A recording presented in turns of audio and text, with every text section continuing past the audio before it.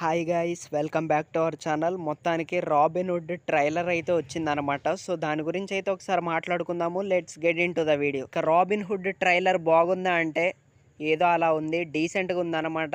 So అయితే matter ఏంటంటే ఏది కొత్తగా ట్రై చేయట్లేదు అనమాట. అంత రొటీన్గానే వస్తున్నాయి ఈ సినిమాలు ఈ మధ్య. సో అలాగే ఈ సినిమా కూడా ఉండబోతుందని అయితే చాలా క్లియర్గా అర్థమవుతుందనే చెప్పాలి. అండ్ కొత్తగా ట్రై చేయాలన్నమాట. ఈ మధ్య చాలామంది హీరోస్ కొత్తగా ట్రై చేస్తున్నారు. సో మరి నితిన్ గారు ఎందుకో సేమ్ అదే పాత స్టోరీతో, పాత కాన్సెప్ట్‌తో ట్రై చేస్తున్నారా అని అయితే అనిపించింది. బట్ పర్లేదు, డీసెంట్‌గానే ఉంది.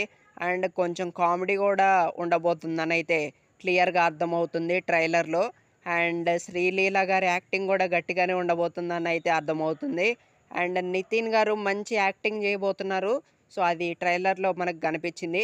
అండ్ ఫైనల్లీ ట్రైలర్ మొత్తానికి హైలైట్ ఏంటంటే డేవిడ్ వార్నర్ గారి ఎంట్రీ అనమాట. నెక్స్ట్ లెవెల్ ఉంది ఎంట్రీ మాత్రం.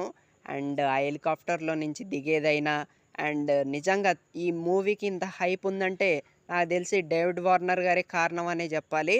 అండ్ డేవిడ్ వార్నర్ గారి కోసం చాలామంది ఈగర్లీ వెయిటింగ్ అనమాట. అండ్ ఫస్ట్ టైం ఎంట్రీ ఇవ్వబోతున్నారు టాలీవుడ్.